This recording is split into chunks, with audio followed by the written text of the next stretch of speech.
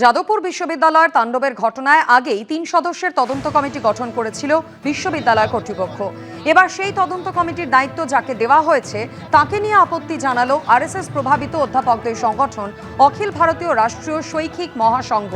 আপত্তি জানিয়ে সংগঠনের তরফে বিশ্ববিদ্যালয়ের আচার্য, রাজ্যপাল এবং উচ্চশিক্ষা দপ্তরকে ইমেল করা হয়েছে। তাদের দাবি, হাইকোর্টের কোনো অবসরপ্রাপ্ত বিচারপতির নেতৃত্বেই এই তদন্ত হোক। যাদবপুর বিশ্ববিদ্যালয়ে যেভাবে প্রতিবাদের নামে তাণ্ডব চলল, এখনো সেই ঘটনায় গ্রেপ্তারি শূন্য। যাদবপুর বিশ্ববিদ্যালয়ে ঢুকে বহিরাগতরা হামলা চালালো, একেবারে ক্যাম্পাসে ঢুকে তাণ্ডব চলল, তার সিসিটিভি ফুটেজ প্রকাশ্যে এসেছে।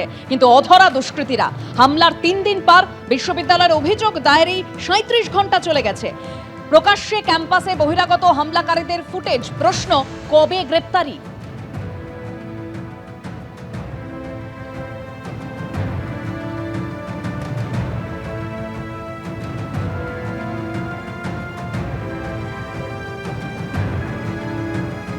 যাদবপুর বিশ্ববিদ্যালয়ের ক্যাম্পাস এবং হস্টেল মিলিয়ে মোট 50টির উপর রয়েছে সিসি ক্যামেরা। এই সিসি ক্যামেরা ফুটেজে একেবারে দেখা যাচ্ছে বুধবার দিন রাত্রেবেলা 12টা 38 মিনিট নাগাদ এক দল তারা ঢুকছে এই যে 4 নম্বর গেট, এই 4 নম্বর গেট থেকে একবার ধাক্কা দিয়ে ভেতরে প্রবেশ করে এখানে ঝোলানো যে ব্যানার পোস্টার ছিল সেগুলো ছিঁড়তে তারা ভেতর দিকে প্রবেশ করছে।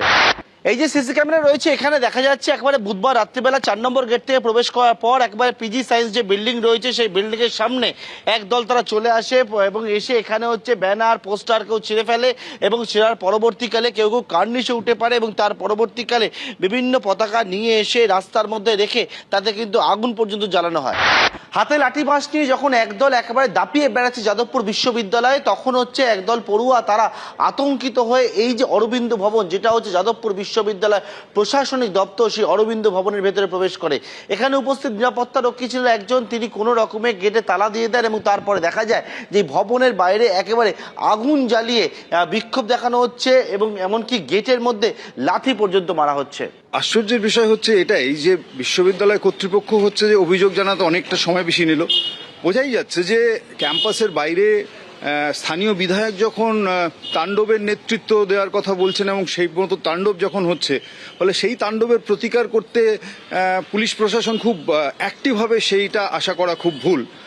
আমার মনে হচ্ছে সেই কারণের জন্য এখনো পর্যন্ত সিসিটিভি ফুটেজ চাওয়া হচ্ছে না, বা সিসিটিভি ফুটেজে যাদের দেখা যাচ্ছে তাদেরকে জিজ্ঞাসাবাদ করার কোনো প্রশ্ন উঠছে না। সিসিটিভিতে বহু অভিযুক্তকে দেখে যাওয়ার পরও তাদের বিরুদ্ধে কোনো গ্রেপ্তারিও নেই এই পর্যন্ত। ফলে এটার থেকে খুব স্পষ্ট যে পুলিশের প্রতিক্রিয়া এই বিশ্ববিদ্যালয়ের মর্যাদাহানির ঘটনায় সেটা হচ্ছে যে যা কাঙ্ক্ষিত ছিল সেটা মোটেই নয়। শাসক দল বা নির্বাচিত সরকার তারা বলেছিলেন যে ভরসার জায়গা তৈরি করবেন ভয় দূর করে, কিন্তু গত 2.5-3 দিন 4 দিন ধরে যা চলছে গোটা ক্যাম্পাসে, সেই ভয় দূর করার ক্ষেত্রে পুলিশ প্রশাসনের যে ভূমিকা, সেটা আবারও বলছি যে কথা আমরা শুনেছিলাম তার সাথে আদৌ সঙ্গতিপূর্ণ নয়। এবিপি আনন্দ, এগিয়ে থাকে, এগিয়ে রাখে।